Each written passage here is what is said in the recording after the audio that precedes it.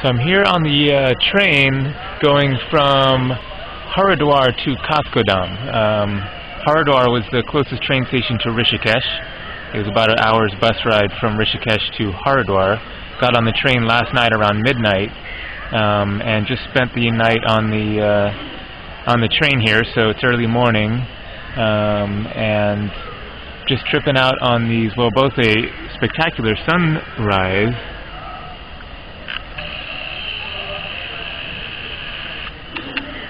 and then more of these birds that I saw in Delhi. I'm calling them falcons. I don't know if that's correct or not, but